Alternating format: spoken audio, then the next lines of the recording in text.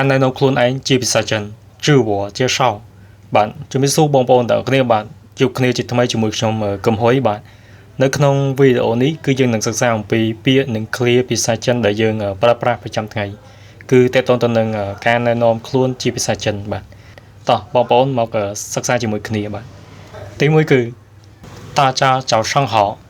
大家早上好大家គឺមានន័យថាអ្នកទាំងអស់គ្នា早上好គឺមានន័យថាអរុណសួស្តី大家早上好គឺមានន័យថាអរុណសួស្តីអ្នកទាំងអស់គ្នា我叫王小文我叫王小文我គឺមានន័យថាខ្ញុំ叫គឺមានន័យថាមានឈ្មោះឬក៏មានឈ្មោះថា王小文គឺជាឈ្មោះ我叫王小文គឺមានន័យថាខ្ញុំមានឈ្មោះថា王小文我很高兴认识你们我很高兴认识你们我គឺមានន័យថាខ្ញុំ很គឺមានន័យថាណាស់高兴គឺមានន័យថារីករាយឬក៏សប្បាយចិត្ត认识គឺមានន័យថាស្គាល់ឬក៏ជួប你们គឺមានន័យថាពួកអ្នកឬក៏អ្នកទាំងអស់គ្នា我很高兴认识你们គឺមានន័យថាខ្ញុំរីករាយណាស់ដែលបានជួបឬក៏បានស្គាល់អ្នកទាំងអស់គ្នា我来自柬埔寨我来自柬埔寨我គឺមានន័យថាខ្ញុំ来自គឺមានន័យថាមកពី柬埔寨គឺមានន័យថាប្រទេសកម្ពុជា我来自柬埔寨គឺមានន័យថាខ្ញុំមកពីប្រទេសកម្ពុជា我是柬埔寨人我是柬埔寨人我គឺមានន័យថាខ្ញុំ是មានន័យថាគឺជា柬埔寨人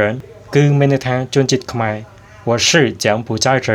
គឺមានន័យថាខ្ញុំគឺជាជនជាតិខ្មែរ我是在金边出生的我是在金边出生的我គឺមានន័យថាខ្ញុំ是គឺមានន័យថាគឺជា在គឺមានន័យថានៅ金边គឺមានន័យថាភ្នំពេញ出生គឺមានន័យថាកើត我是在金边出生的គឺមានន័យថាខ្ញុំបានកើតនៅទីក្រុងភ្នំពេញ我出生于2007年我出生于2007年我គឺមានន័យថាខ្ញុំ出生于គឺមានន័យថាកើតនៅ2007年គឺមានន័យថាឆ្នាំ2007我出生于2007年គឺមានន័យថាខ្ញុំបានកើតនៅឆ្នាំ2007我今年19岁了我今年19岁了我គឺមានន័យថាខ្ញុំ今年គឺមានន័យថាឆ្នាំនេះ19岁គឺមានន័យថាអាយុ19ឆ្នាំ我今年19岁了គឺមានន័យថាឆ្នាំនេះខ្ញុំមានអាយុ19ឆ្នាំហើយ我和我家人住在一起我和我家人住在一起我គឺមានន័យថាខ្ញុំ和គឺមានន័យថានឹង我家人គឺមានន័យថាក្រុមគ្រួសាររបស់ខ្ញុំ住គឺមានន័យថាស្នាក់នៅឬក៏រស់នៅ在一起គឺមានន័យថានៅជាមួយគ្នា我和我家人住在一起គឺមានន័យថាខ្ញុំរស់នៅជាមួយនឹងក្រុមគ្រួសាររបស់ខ្ញុំ我到这里3年了我到这里3年了我គឺមានន័យថាខ្ញុំ到គឺមានន័យថាមកដល់这里គឺមានន័យថាទីនេះ3年គឺមានន័យថារយៈពេល3ឆ្នាំ我到这里3年了គឺមានន័យថាខ្ញុំបានមកដល់ទីនេះរយៈពេល3ឆ្នាំហើយ我是金边皇家大学的大学生我是金边皇家大学的大学生我គឺមានន័យថាខ្ញុំ是គឺមានន័យថាគឺជា金边គឺមានន័យថាភ្នំពេញ皇家大学គឺមានន័យថាសាកលវិទ្យាល័យភូមិន្ទ大学生គឺមានន័យថានិស្សិត我是金边皇家大学的大学生គឺមានន័យថាខ្ញុំគឺជានិស្សិតនៅសាកលវិទ្យាល័យភូមិន្ទភ្នំពេញ我上大学一年级我上大学一年级我គឺមានន័យថាខ្ញុំ上大学គឺមានន័យថារៀននៅសាកលវិទ្យាល័យ一年级ឆ្នាំទី1我上大学一年级គឺមានន័យថាខ្ញុំគឺជានិស្សិតឆ្នាំទី1我的专业是汉语我的专业是汉语我的គឺមានន័យថារបស់ខ្ញុំ专业គឺមានន័យថាមុខវិជ្ជាឯកទេស是គឺមានន័យថាគឺជា汉语គឺមានន័យថាភាសាចិន我的专业是汉语គឺមានន័យថាមុខវិជ្ជាឯកទេសរបស់ខ្ញុំគឺភាសាចិន我会说英语我会说英语我គឺមានន័យថាខ្ញុំ会គឺមានន័យថាអាចឬក៏ចេះ说គឺមានន័យថានិយាយ英语គឺមានន័យថាភាសាអង់គ្លេស我会说英语គឺមានន័យថាខ្ញុំអាចឬក៏ខ្ញុំចេះនិយាយភាសាអង់គ្លេសបាន我会说一点汉语我会说一点汉语我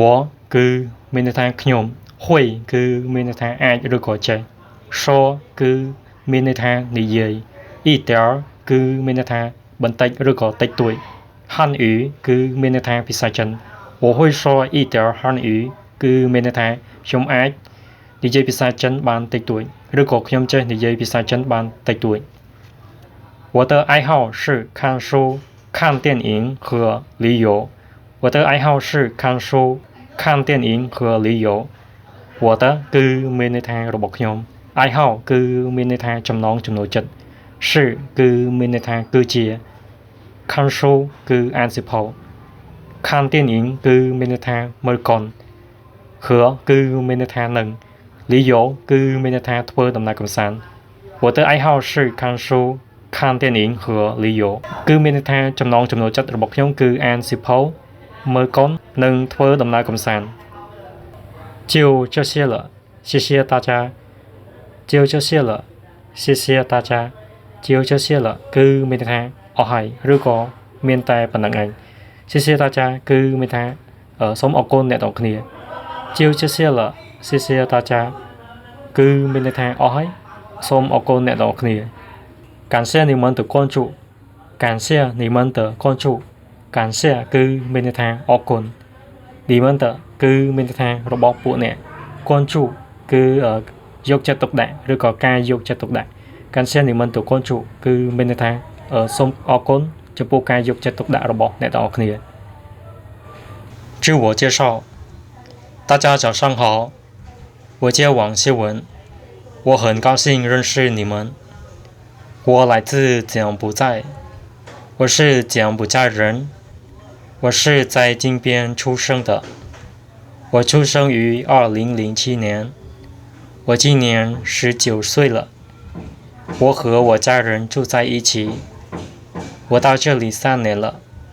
我是金边皇家大学的大学生我上大学1年级我的专业是汉语我会说英语我会说一点汉语